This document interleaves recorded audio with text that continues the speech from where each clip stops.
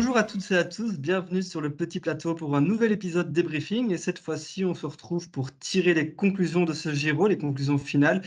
Si, on va y arriver, on va trouver des conclusions à ce Giro. Et pour ça, il faut la recette magique. Deux fans absolus de cyclisme qui aiment beaucoup parler. Ça tombe bien, j'ai Damien et Romain avec moi. Bonsoir, messieurs. Salut, Salut salut. Alexis, salut Romain, salut tout le monde. Alors bon, vous le savez, on en a beaucoup parlé entre nous. Ça fait très longtemps que je n'ai pas eu aussi peu de temps pour regarder une course cycliste. Donc pour les gens qui, comme moi, ont manqué beaucoup de kilomètres de ce Giro, est-ce que vous pouvez commencer par le résumer en un mot? C'est pas vraiment un résumé, mais moi, si je devais dire un mot qui caractérise ce Giro, ce serait inégal. Inégal surtout par le spectacle qu'il a proposé. Je trouve que c'était parti très très fort. J'adorais ce Mhm. Giro. Et au fur et à mesure que les jours arrivaient, ça déclinait. Alors il y a eu des petites remontées de temps en temps, des petits sursauts d'intérêt, mais globalement, il était temps que ça se termine, je vais le dire comme ça. J'y prenais plus beaucoup de plaisir en tout cas. Oui, je vais partir vers un autre rang, je vais dire ultra domination, tout simplement. Je pense que tout le monde voit pourquoi évidemment j'ai choisi ce mot-là. Ok, ultra domination, pas pour les sprinteurs, quoique, hein, j'ai quand même eu l'occasion de voir cette dernière étape où Merlier a un petit peu reproduit sa victoire à la course. C'est-à-dire qu'il a accéléré avant les pavés. On sait que c'est plus facile de maintenir sa vitesse sur les pavés que d'accélérer sur les pavés. C'est ce qu'on a pu voir aujourd'hui dans le match Milan contre Merlier. Justement, on avait beaucoup parlé des sprinteurs ce Giro avant dans l'épisode preview. Au final, le résultat n'est pas forcément inattendu, mais il est sans appel. 3 Merlier, 3 Milan, et pour le reste des miettes, une étape pour Coy, rien pour les autres. Donc voilà, je sais que tout est cyclique en cyclisme, hein, ça change tout le temps, mais on aime quand même bien faire des tops, hein, on ne peut pas s'en empêcher. Damien, tu disais avant le Giro, Merlier, meilleur sprinter du monde. On entend souvent depuis un an Philipsen, meilleur sprinter du monde. Est-ce que là maintenant, après ce Giro, on ne peut pas ajouter Milan dans ce top 3? Moi, je vais griller la politesse à Romain, parce que Romain avait dit, bah, toujours quand même, sur notre premier épisode qu'on a fait en duo, Romain avait dit, bah, quand même, toujours Merlier, c'est quand même, deuxième épisode, bon, il m'avait rejoint sur Milan, je disais Milan, Milan, Milan, ou peut-être que je change d'avis et que je vais retourner sur Merlier, finalement. Euh, mais Milan, de toute façon, oui, il fait partie maintenant des candidats au titre de meilleur sprinter du monde. On attendra de voir Philipsen, mais moi, je disais Merlier. Milan a rivalisé très clairement, voire peut-être même mieux que rivaliser avec Merlier. Donc voilà, ces deux-là, fatalement, je les mets tout en haut. Et Philipsen, vu ce qu'il a montré l'année passée, ne peut pas non plus être tombé bien, bien bas. Donc je pense qu'on a un nouveau top 3. En dehors du top, je profite juste un petit mot sur le sprint. On se réjouissait tous. On avait dit, waouh, quelle start list de sprinteurs! Ben moi, je ne peux pas m'empêcher d'être déçu d'avoir quand même deux mecs qui ont survolé les débats à ce point-là. Finalement, les autres n'ont pas existé. Et bon, Coy, effectivement, les miettes, sur un sprint un peu particulier où je ne suis pas sûr en fait que Coy en aurait regagné d'autres. Donc, un peu déçu qu'il n'y ait pas eu plus de matchs quand même. Ouais, et je suis même pas sûr qu'il y ait vraiment eu match parce qu'il y a quand même eu très peu de sprints où et Merlier et Milan étaient à 100%. Les deux derniers sprints massifs vont dans l'escarcelle de Merlier et à chaque fois, c'est parce qu'il y a un petit stud entre guillemets avec Milan.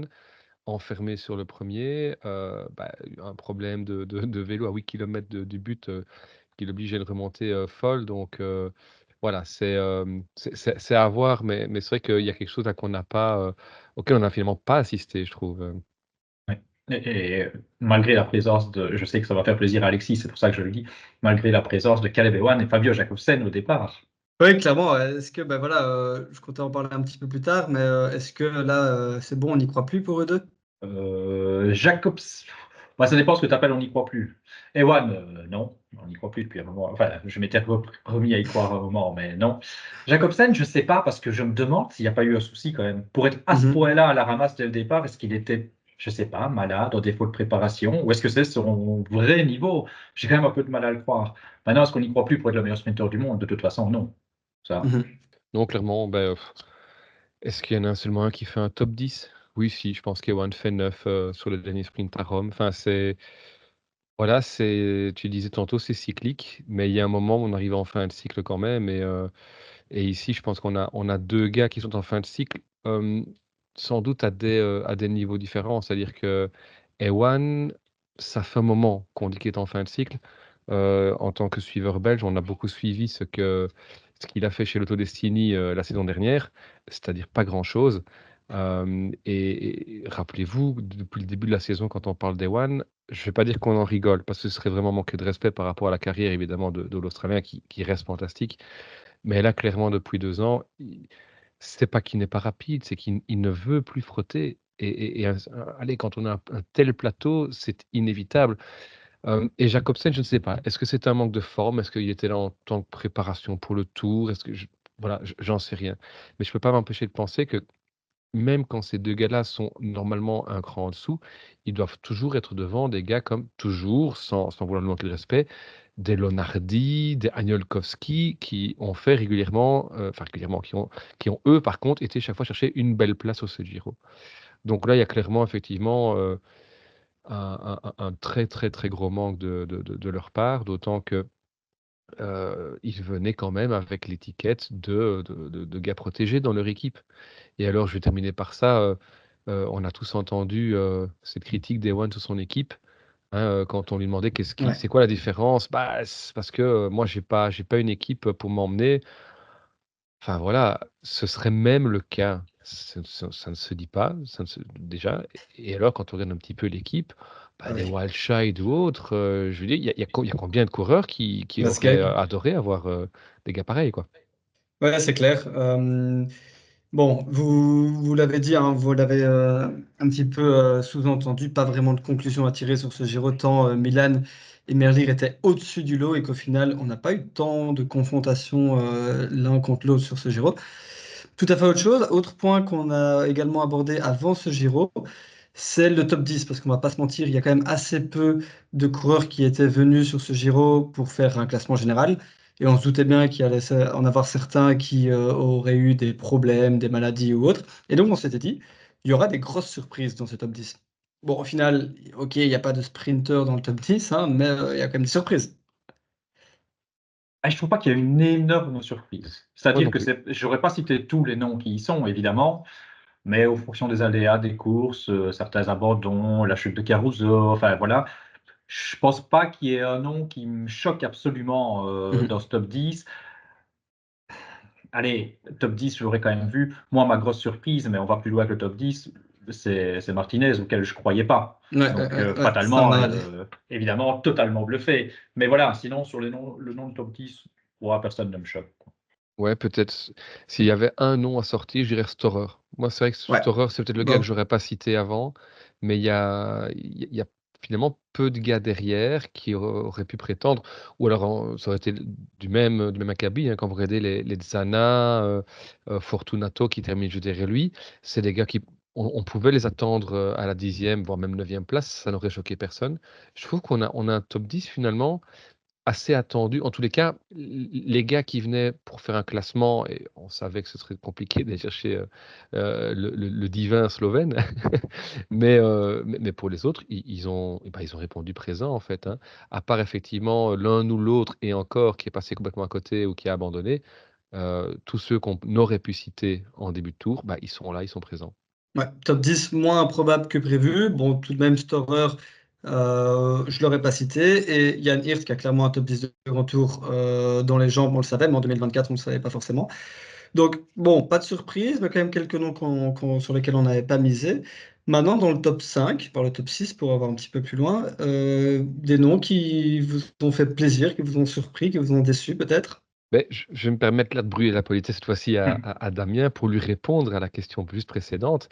Rappelez-vous en début enfin avant le Giro, j'avais dit s'il est au top de sa forme, Martinez pour moi est le grand favori à la 2e place. Il ne m'a pas fait mentir, pendant toute la première semaine, je me suis dit: «Ouh, il y a un moment ça va craquer, ça va lâcher». Il n'a jamais lâché, il n'a jamais craqué. Au contraire, bon, bien sûr, pas pour aller, rivaliser de nouveau avec Pogačar, hein, mais c'est celui qui a laissé la meilleure impression sur les 3 semaines. C'est le seul qui n'a jamais craqué ou laissé transparaître une vraie faiblesse. Thomas, bah, c'est quand même un petit peu, sans doute le poids des années qui commence à se faire sentir. O'Connor, a été peut-être le plus impressionnant lors de la première semaine. C'est parce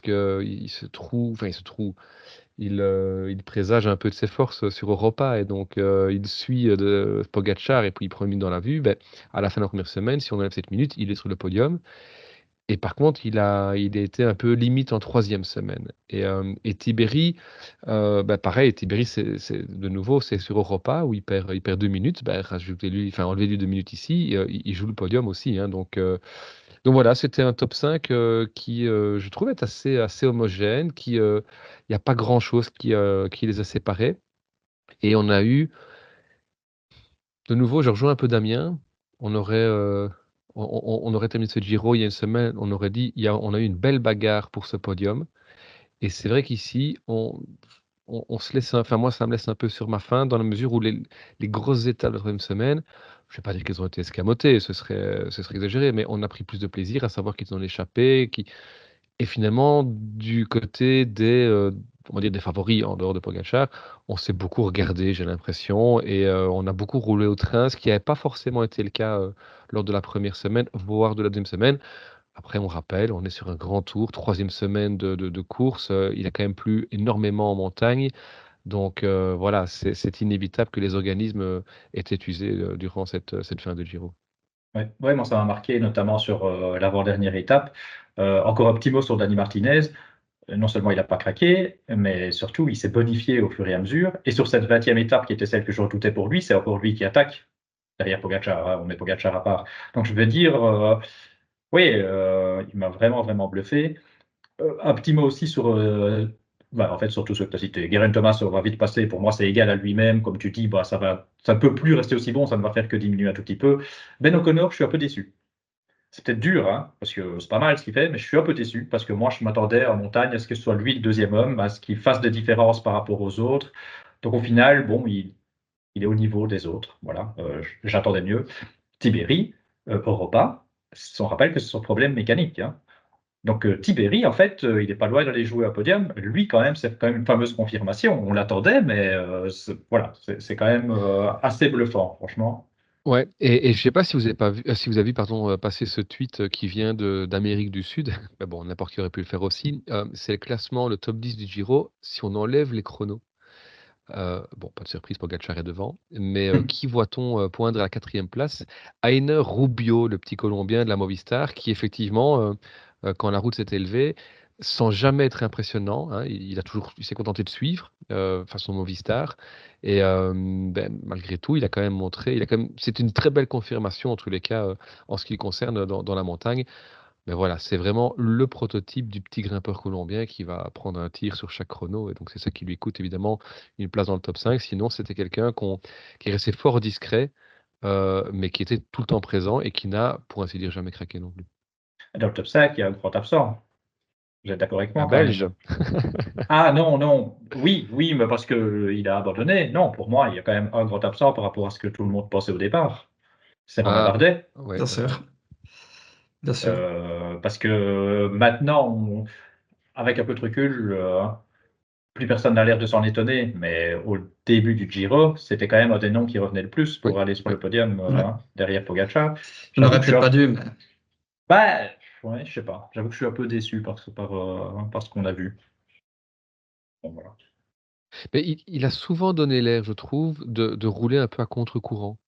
D'essayer quelque chose quand il n'y avait pas vraiment lieu de le faire, ou quand UAE, voire même Pogacar contrôlait. Et puis, à certains moments, prendre l'échappée, sachant que c'était foutu d'avance. Et à d'autres moments où on se dit, bah, là, il doit y aller et il n'y va pas. Enfin, de nouveau, c'est très facile à dire quand on est dans notre fauteuil. Euh, Moi, je reste convaincu que c'est quelqu'un qui peut faire aujourd'hui effectivement un top 5, top 6, top 7. Mais quand on voyait les chronos, et pourtant, il perd pas tant que ça sur les deux chronos. Mais je- j'ai presque regretté qu'il n'ait pas pris plus de minutes dans la vue en première semaine pour qu'on le voit plus à l'avant dans les deuxième, troisième semaines. Il nous aurait fait un peu comme un Giulio Pellizzari qu'on a vu à l'attaque pratiquement tous les jours. Ça aurait pu être vraiment sympa, je trouve. Et là, il y avait vraiment quelque chose à aller chercher. Mais voilà, c'est toujours un peu le même problème de ces coureurs qui sont un peu en deux objectifs, entre faire un bon classement général, aller chercher une victoire d'étape. Et finalement, voilà, on voit que c'est toujours très difficile de faire les deux, sauf quand on est évidemment au-dessus du lot comme Pogacar. Un petit problème de constance, en fait, hein, Bardet. C'est pour ça aussi que c'est un peu décevant, parce que des fois, il est avec les meilleurs. C'est un peu inexplicable, hein. Des fois, il est avec le meilleur, et le lendemain, bah non, finalement, il est un peu en dessous. Ouais, c'est vrai qu'au final, c'est un chasseur d'étapes qui nous fait le plus vibrer, hein, Bardet. C'est peut-être un peu là qu'on devrait espérer le voir. Alors, dans ce top 10, il y a beaucoup de noms que vous avez mentionnés. Certains vous ont déçu, d'autres vous ont ravi. Si vous devez retenir peut-être une révélation et une déception de ce Giro? Hors top Ah, 10, donc, hein, ouais. Oui, bah après, vous pouvez quand même mentionner des coureurs du top Oui, 10, mais oui. de manière générale, oui, peut-être aussi parler d'autres coureurs dont on n'a pas En, encore parlé. en fait, révélation, c'est toujours dur. Le mot est toujours dur parce que tu l'appliques à quoi? Tu vois, moi, on va plutôt dire, dans un premier temps, avant de parler de révélation, j'aurais envie de citer deux très bonnes surprises. Mhm. Alaphilippe, bon, je reviens dessus à chaque épisode qu'on fait durant le Giro, mais le niveau d'Alaphilippe, quoi, hallucinant, je m'attendais pas à ça, sans dire que c'est le champion, on a vu le champion du monde, hein, pas à ce point-là, mais j'attendais Non, pas à non. Alaphilippe, donc super surprise. Et alors, bah, tu viens d'en parler, Pellizzari. Pellizzari, on l'avait vu au tout début du Giro, puis il a été malade, et on parle quand même d'un gamin qui fait son premier grand tour, et en troisième semaine, les numéros qu'il nous a sortis là, sur les dernières étapes de montagne, c'est quand même assez hallucinant. Et pourtant, j'ai pas envie de dire révélation, parce que bah, c'est quelqu'un qui est attendu, je veux dire, vu ce qu'il a fait sur le Tour de l'Avenir. Donc ça, c'est des deux vraies bonnes surprises. Maintenant, si tu me demandes révélation, j'ai deux noms. J'ai mhm. un nom où ça ne s'applique pas encore très bien, parce qu'on le connaissait quand même un petit peu et il avait déjà montré quelque chose. Mais pour moi, quand même, ce qu'il a montré, c'est absolument incroyable. C'est Valentin Paré-Peintre, Mhm. Évidemment. extraordinaire. Alors, encore plus révélation, parce que lui, je connaissais pas. Steinhauser, Ouais, à fond. exceptionnel. Romain rigole parce que c'était ses noms, je suppose. Écoute, Évidemment. tu viens de me citer tous les noms que j'avais sélectionnés Mince et alors. chaque fois avec la petite subtilité de se dire effectivement, Pellizzari, c'est quelqu'un qu'on pouvait attendre. Je prends un bête exemple, je reviens souvent un peu avec les précédents numéros du petit plateau. On avait notamment fait un numéro spécial Italie avec Enzo, hein, Analyse Phoenix sur Twitter, et on avait beaucoup insisté sur Pellizzari qui était avec Piganzoli, qu'on a moins vu. Mais Pellizzari, qui était effectivement ce petit grimpeur de poche italien qui pouvait déjà montrer de belles choses. Personnellement, j'y croyais pas. C'est pour ça que j'en ferai une révélation quand même, c'est que je ne pensais pas qu'il serait aussi fort en premier grand tour, en première saison. Et comme tu l'as dit, sur le Monte Grappa, mais aussi sur, je pense que c'est la 16e étape, bah, c'est le dernier à tenir tête à Pogacar, chaque fois en prenant l'anticipation. Enfin, il fait quand même pouvoir le faire aussi. Donc, il a montré de très belles choses. C'est quelqu'un qu'on va revoir à tous les coups, effectivement.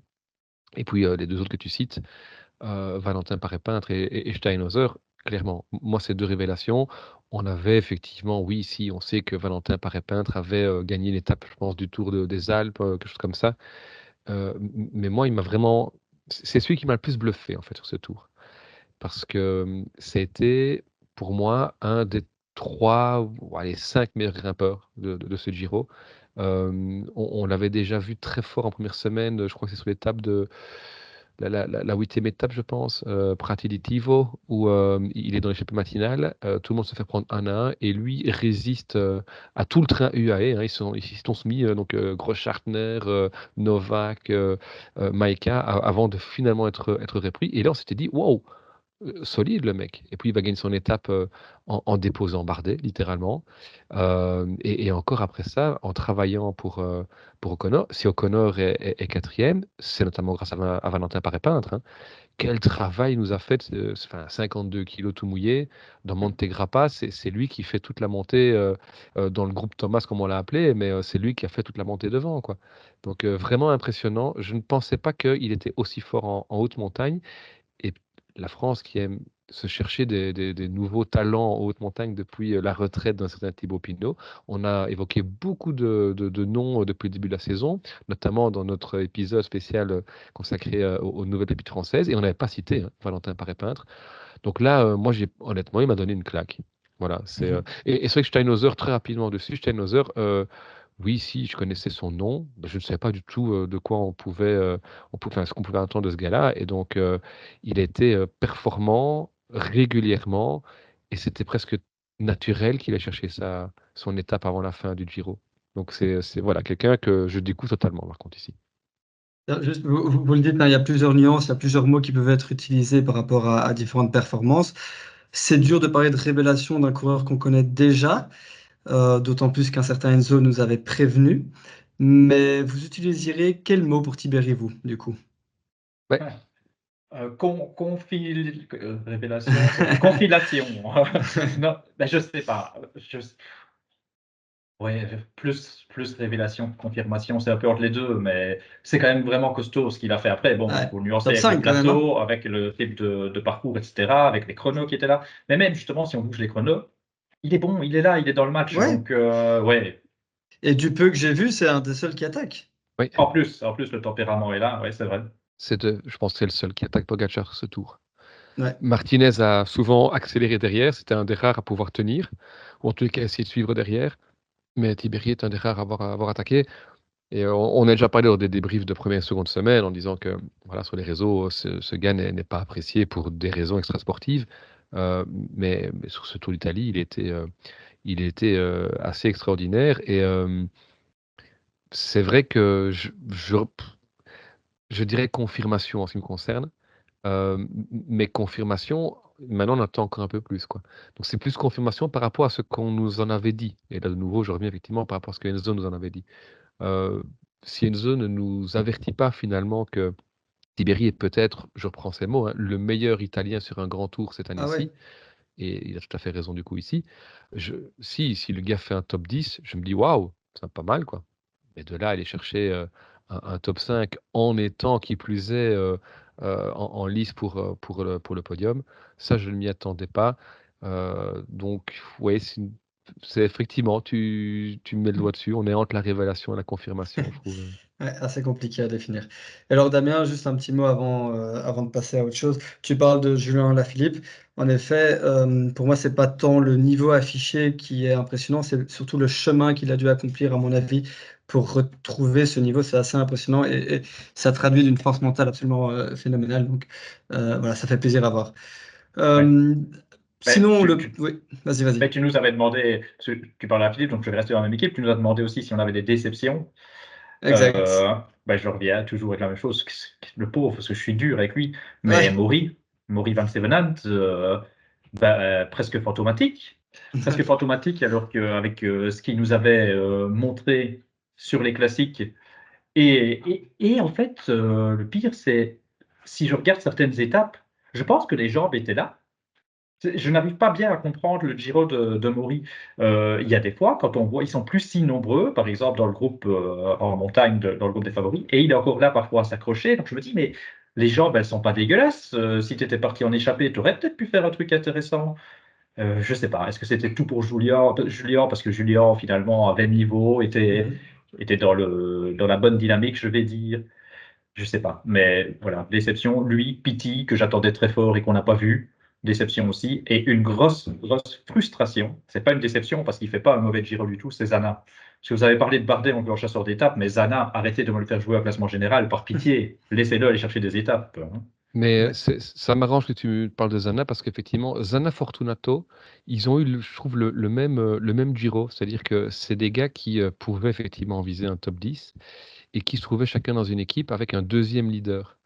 Et quand Dunbar abandonne très tôt du côté de la Jayco et quand Lutsenko abandonne très tôt du côté d'Astana, on s'est retrouvé avec deux équipes qui ont besoin de points pour leur distance pour le tour et où je peux imaginer que dans les voitures des DS, on est dit à Zana et à Fortunato, bon, tu t'accroches le plus longtemps possible et tu essaies d'aller nous faire un top 10.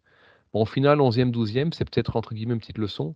Je pense que si au moins une fois, alors ils ont essayé de prendre au moins une fois de l'échappée, mais s'ils avaient pris un peu plus comme un Storer ou comme un Bardet finalement, ben, peut-être que ces gars-là se trouvaient 7 ou 8e. Donc je te rejoins un petit peu effectivement là-dessus.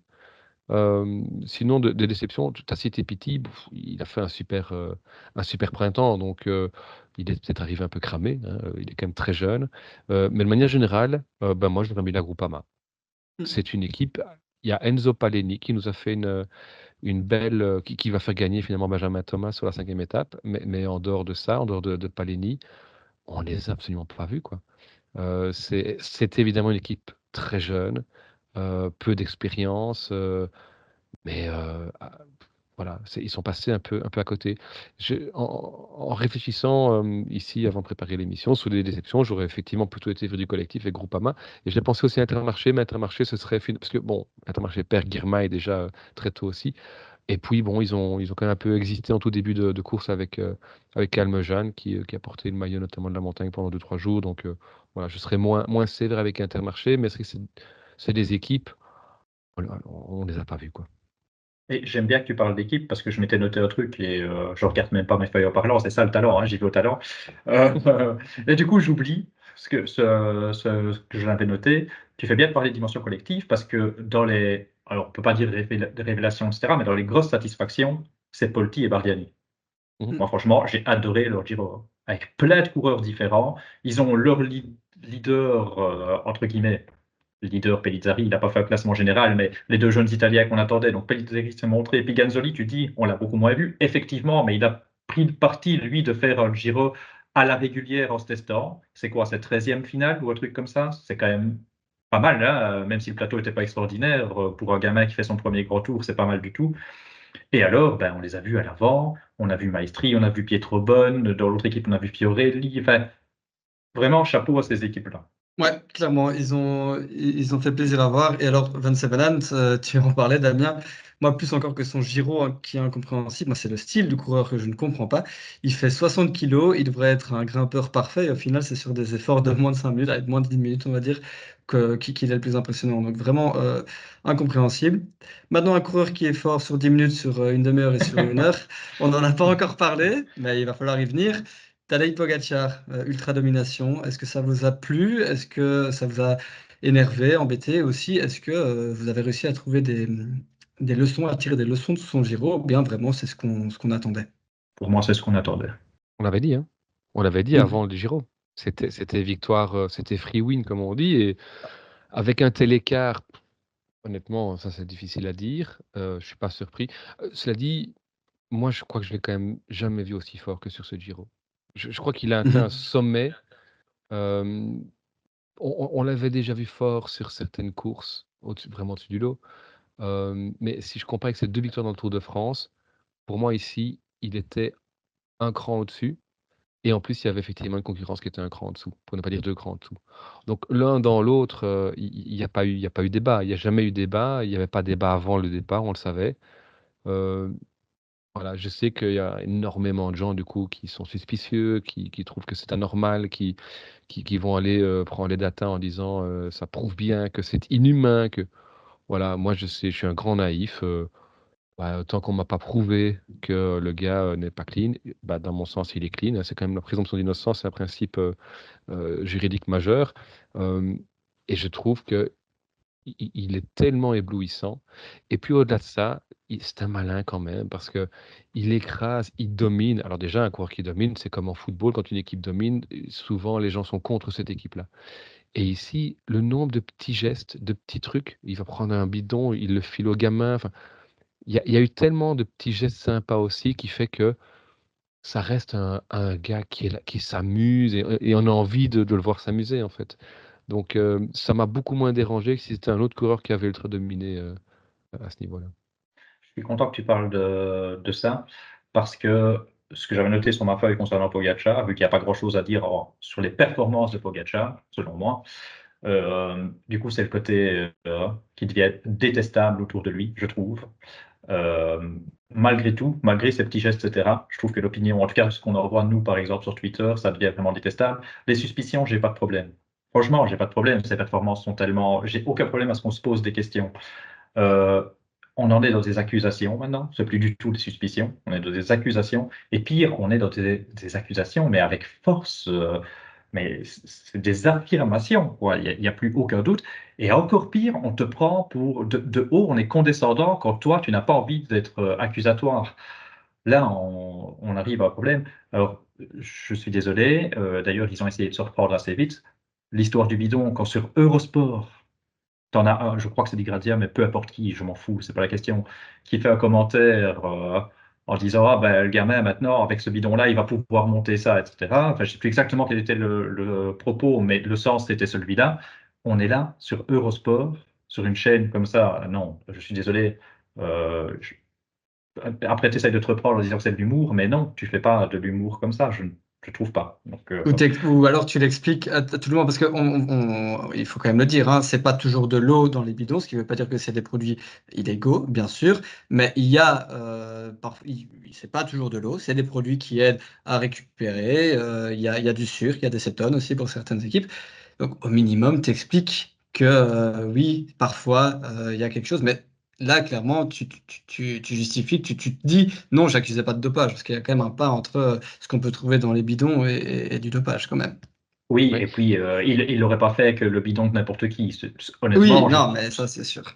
il n'y avait même pas d'esprit à éduquer, etc. C'était vraiment la petite pique avec Pogacar. Et je pense pas qu'il le. Enfin, je ne sais pas en fait s'il le pense. Je ne sais pas comment ça peut sortir naturellement comme ça, mais j'ai vraiment été choqué Ok. en fait. Par contre, ce qui m'a plu, c'est qu'à un moment, je ne sais plus sur quelle étape, toujours sur Eurosport, on demande, c'est un internaute hein, qui demande, tiens, est-ce que le mec vient de nulle part, etc. Comment est-ce que Pogacar peut être aussi fort? Et là, Philippe Gilbert, donc, qui est consultant pour Eurosport, a dit, non, non, le mec ne vient pas de nulle part, certainement pas. Déjà chez les jeunes, on avait remarqué qu'il avait une puissance, enfin, une capacité physique au-dessus de la moyenne, pour ne pas dire au-dessus du lot. Et quand il est passé pro, sur ses premières courses professionnelles, il a démontré un sens tactique hors du commun. Bah, forcément, c'est comme dans tous les sports. Quand vous avez un je vais prendre un autre exemple parce qu'on l'a évoqué dans ces débriefs, par semaine du Giro. Prenez en football un Zinedine Zidane, le mec était au-dessus du lot, ça ne s'expliquait pas. Il y avait une question de talent, il y avait une question de placement. C'est pas parce que le gars allait, se changer le sang en Suisse comme, certains, à un moment l'ont l'ont laissé imaginer. Donc voilà, après il y a alors c'est peut-être je vais pas dire un accident, mais c'est peut-être tout à fait un hasard. Hem, Pendant, que Pogačar, démontrait cette ultra domination, il y a eu un petit truc sur le Tour de l'O enfin, c'est même pas le Tour de l'Oise, c'est une course amateur, dans l'Oise, je sais pas si vous avez passé ça. Un gars suspecté d'un moteur dans son vélo qui bon et du coup, ça relançait effectivement, le dopage mécanique et ben oui, ben ça explique et puis vous avez effectivement des gens toxiques, il faut vraiment le dire sur les réseaux sociaux qui ne sont là que pour, je veux dire, attaquer dans tous les sens parce qu'on fait plus de vues quand on attaque quelqu'un frontalement que quand finalement on dit: «Ah c'est chouette ce qu'il a fait». Ça c'est, la vie des réseaux. Mais donc du coup, c'est vrai qu'il y a eu une sorte de basculement sur ce Giro où pas mal de gens qui d'habitude ont un discours, je dirais nuancé. Être nuancé ne veut pas dire qu'on ne croit pas à l'un ou on ne croit pas à l'autre. C'est que voilà, on laisse la porte ouverte. Et il y a pas mal de gens effectivement qui se sont un peu détournés de cette nuance pour aller vers quelque chose de beaucoup plus incisif. Et là, je te rejoins totalement. Je trouve ça assez détestable. Et j'anticipe, si dans 10 ans on vient nous dire, ah, voyez, regardez, on a découvert que, etc. Ben oui. Mais je pense sincèrement que si jamais Pogacar est dopé, les autres le sont aussi. On est dans un cyclisme aujourd'hui où tu peux plus avoir un mec qui passe à travers les mailles du filet pendant que les autres sont totalement clean, c'est pas possible. Hmm.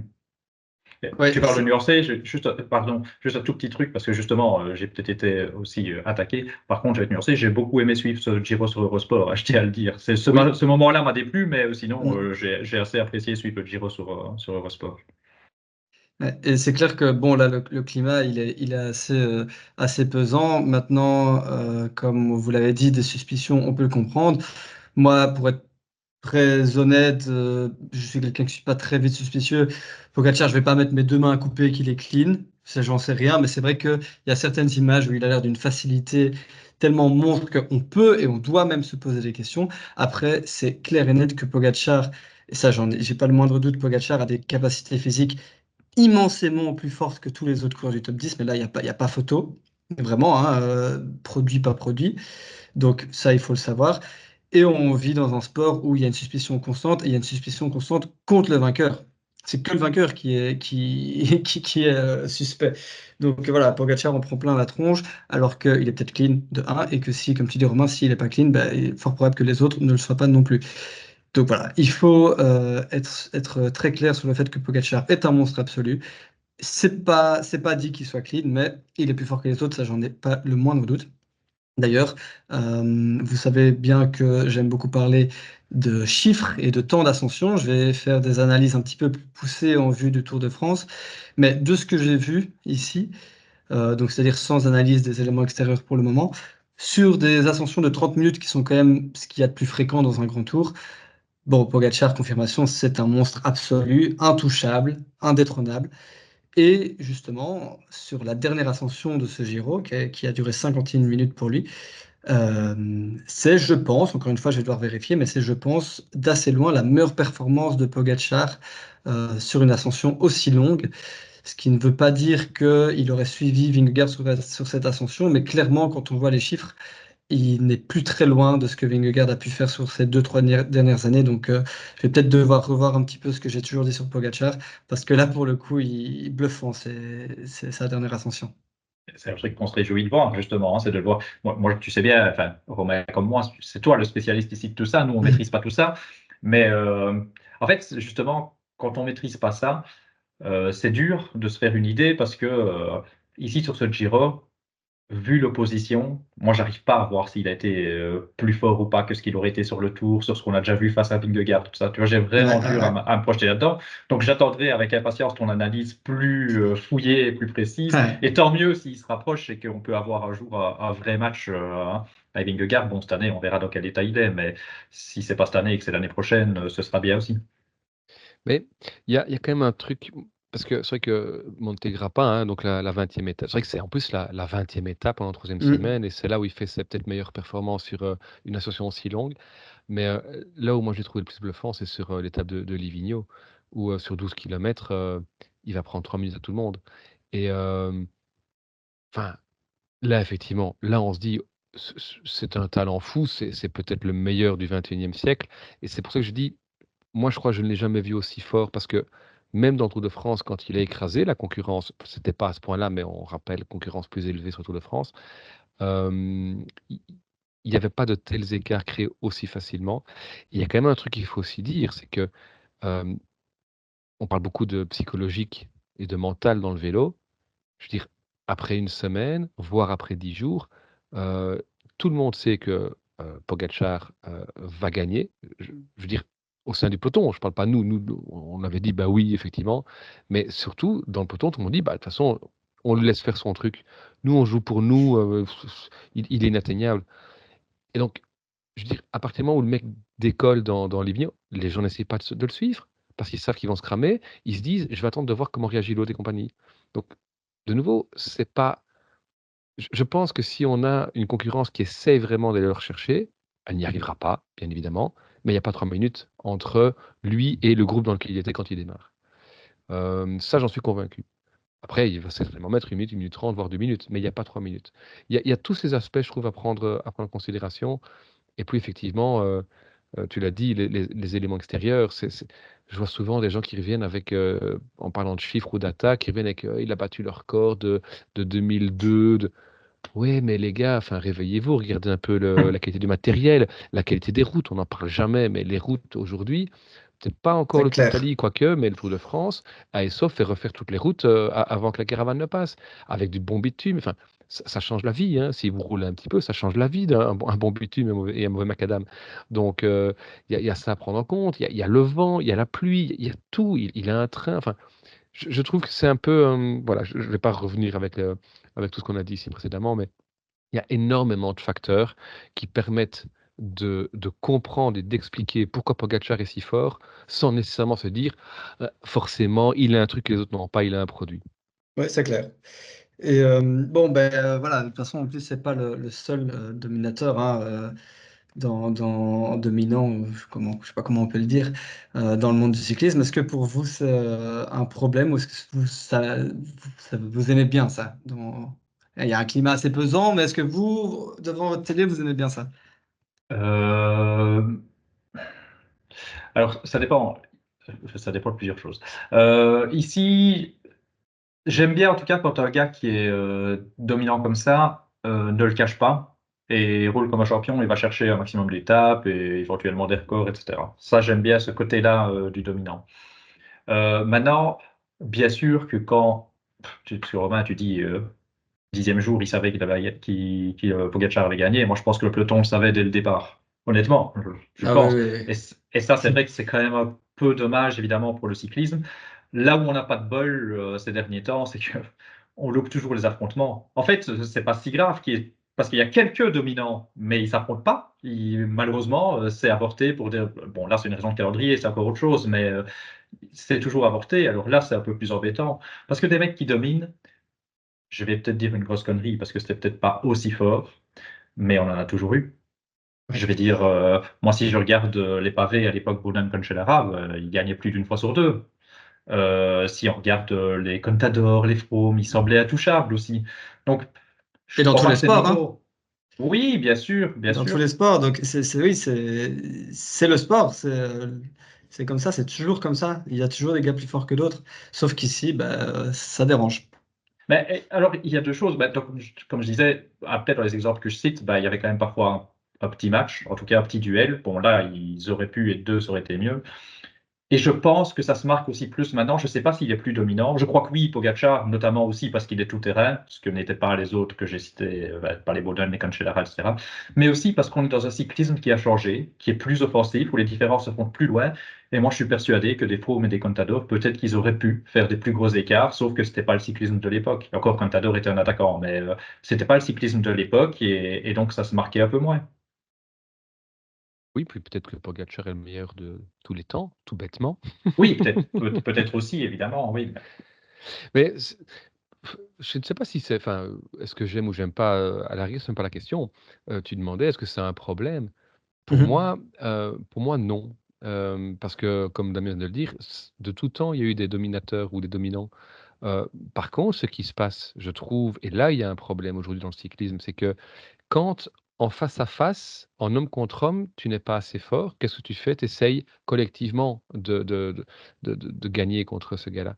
Et pour gagner contre un gars pareil, il faut pas mettre 8 gars corrects, il faut mettre des 8 gars forts. Et le gros problème, c'est que les meilleurs collectifs, bah, ce sont les équipes de ces dominants.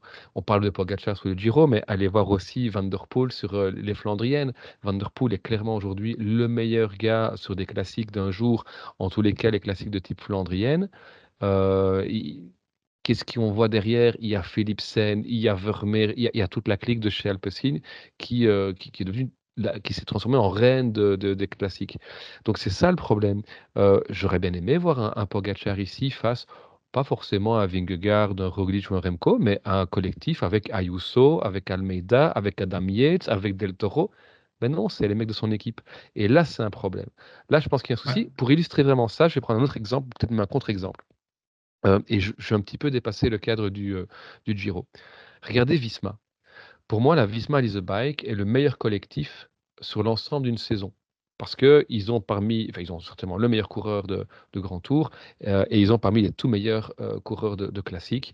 Et cette saison, on parle de saison noire avec Van Baarle, Laporte, Van Aert qui se casse la figure ou qui chute sur les Flandriennes, avec Vingegaard qui va peut-être ne pas participer au Tour de France.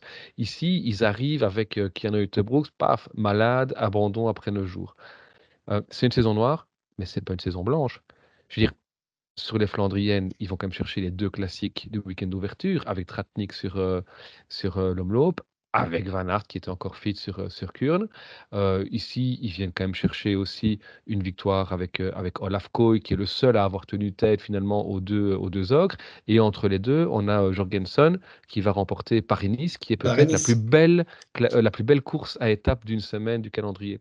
Il y a Et combien Vingegaard, d'équipes? Tirreno, donc il gagne les deux. Les deux, Vingegaard, ces deux Tirreno. courses-là qui sont toujours en parallèle, il gagne les deux. Voilà, donc citez-moi une équipe à part Visma et peut-être UAE qui, en début de saison, se dit, nous, on va essayer de viser effectivement les deux courses d'une semaine de la saison finalement et le week-end d'ouverture. Ah, il y en a très peu. Donc on parle de saison noire finalement pour Visma, alors qu'il y a 15 ou 16 équipes du World Tour sur les 18 qui rêveraient d'avoir le palmarès actuel de Visma. Donc ça prouve bien qu'il y a effectivement un collectif qui est surpuissant chez Visma, qui est un collectif qui est surpuissant chez UAE, qui est un collectif qui est en train de se former et qui va devenir lui aussi surpuissant chez Bora Red Bull, hein, puisque on voit dans les transferts à venir que ça commence à être vraiment très très très très sérieux. Et puis il y a Lidl Trek qui essaie de suivre un peu la cadence, et puis derrière, on a un néant. Et de plus en plus, je vois passer ça sur les réseaux, il y a quand même un truc qui est assez sympa, je trouve. Parce que la question, c'est de savoir qu'est-ce qu'on fait. Partant de ce constat, qu'est-ce qu'on fait par rapport à ça? Et je trouve que l'idée d'un salary cap, elle commence à me plaire de plus en plus. Donc, pour ceux qui ne connaissent pas du tout ce que c'est un plafond de la masse salariale. On ne parle pas ici d'un plafond des budgets, on parle d'un plafond de la masse salariale des coureurs uniquement. Et ça peut être intéressant parce que ça pourrait simplement redistribuer en fait les forces en présence, et donc d'avoir des courses peut-être effectivement un peu plus ouvertes, ou en tous les cas d'avoir plus de meilleurs coureurs dispatchés dans plus de courses. C'est quelque chose qui pourrait être, je pense assez sympa, et c'est quelque chose qu'on voit beaucoup qu'on voit beaucoup, qui vient en fait des ligues fermées américaines. La NBA, la NFL, le cyclisme dans World Tour, on est presque sur ce genre de format, hein. On a un World Tour de 18 équipes qui vont participer à toutes les courses les plus relevées du calendrier. Et alors, c'est juste que c'est pas fermé parce qu'on invite encore 2-3 équipes Conti Pro, voire même Continental, mais là, on est plus sur du World Tour, on est sur du Pro Tour ou autre. Et donc, du coup, je vais être un petit peu long encore ici sur la réponse, pardon, mais une autre idée qui vient souvent du sport américain aussi, c'est l'idée de draft. Donc, de nouveau, pour ceux qui n'y connaissent rien, la draft, c'est quoi? C'est une sorte de tour préliminaire de recrutement où chaque équipe, toujours pour être assez court, par ordre inverse du classement de l'année précédente, va pouvoir en priorité choisir une recrue. Et puis il y a 2 tours comme en NBA ou 7 tours comme en NFL. Bon, ça, Parmi par les contre, plus jeunes alors, hein. voilà, et ça, j'y crois pas. Ça, j'y crois pas parce que la structure du cyclisme ne le permet pas, tout simplement. La structure des ligues américaines, c'est qu'il y a une ligue fermée avec les équipes pro, et ce sont les seules équipes pro. Et donc, on va chercher dans les universités, finalement, les meilleurs talents. Ici, en dehors du World Tour, vous avez une cinquantaine d'équipes professionnelles, pour ne pas dire plus, derrière, en Pro Tour, en Conti. Donc, c'est pas envisageable. Et puis, vous allez dire à Astana, qui est 18e, ah ben, c'est à toi de choisir en premier, tu vas prendre qui? Oh, je vais aller prendre Arnaud Delis. Non, Arnaud Delis, il est payé comme un pro chez Lotto Destiny. Ah, je vais prendre alors, je vais chercher qui? Je vais chercher Haguenès chez Visma Développement. Non, parce que Visma Développement, c'est Visma. Donc la structure ne le permet pas. Donc le côté draft, voilà, pour moi, ça n'a pas de sens. Mais par contre, avoir un salary cap qui permet effectivement de lisser davantage les forces en présence sur le World Tour, c'est peut-être quelque chose qui pourrait redynamiser un peu le suspense, en tout cas pour ceux qui ont besoin de plus de suspense pour les victoires. Je suis d'accord avec toi pour rééquilibrer les forces en présence. Par contre, ça ne répondra pas à la problématique d'avoir une superpuissance pour contrer à des plus forts. Ça tu ne sauras jamais. Je veux dire, parce que tout ce que ça va faire, ça va mettre des forts un peu partout, mais donc ce sera quand même du 1 contre 1 ou du 2 contre 2, donc ils seront toujours au-dessus. Moi, la seule solution que je vois, j'espère que ça va lui parvenir. Tadej, si tu nous écoutes, signe chez, je sais pas, chez Destiny, au hasard, équipe prise au hasard, signe chez Destiny, laisse l'Armada UAE se battre contre toi, et là, on aura du suspense. Ou pas. Ouais, de manière générale, de toute façon, il y a un problème d'ultra domination dans le cyclisme, mais le fait qu'il y ait des coureurs plus forts que d'autres ne devrait jamais être un problème parce que c'est l'essence même du sport en soi, donc ça sera toujours le cas. Maintenant, vous parlez aussi de duel avorté, de coureurs seuls contre tous. On y reviendra plus en longueur, évidemment, dans un petit mois maintenant, mais est-ce qu'on peut, encore une fois, espérer un Tour de France avec beaucoup plus de suspense et peut-être un top 10 beaucoup plus resserré? Moi, j'y crois, en tout cas, pour le moment. Alors, top 10 plus resserré, ça c'est sûr. Le suspense, c'est tellement dur, vu qu'on ne sait pas où en sera Vingegaard. Moi, j'ai du C'est mal à ça, croire qu'il ouais. puisse être au top. Et donc, oui, ça. Ouais, je sais pas. Parce qu'aussi, on s'était dit que Pogacar serait diminué. J'ai même pas l'impression qu'il va être diminué, Non. mais c'est dur à dire aussi. Bah, Je sais pas. il suffit qu'il soit légèrement diminué pour qu'un Remco et un Roglic arrivent peut-être à bon niveau pour venir le concurrencer. Et puis derrière, il y aura d'autres gars aussi qui n'étaient pas sur le Giro et qui viendront en top forme. Donc ça peut donner quelque chose d'assez sympa. Ouais, ouais. Et ben voilà, de toute façon, de manière générale, on aura l'occasion d'en reparler. On va peut-être même, très certainement même se retrouver avant cela, hein. Il y aura des belles courses quand même qui vont arriver, notamment avec le Dauphiné et le Tour de Suisse. Donc, messieurs, j'ai hâte de vous retrouver. Merci d'avoir débriefé ce Giro, hein. Moi, j'ai appris beaucoup de choses vu que, comme je l'ai dit, j'ai pas eu l'occasion de le regarder. Donc, on se retrouve très vite et voilà. Donc, profitez bien de cette petite pause et à très bientôt. Salut, salut, à bientôt. Ciao, Salut! ciao.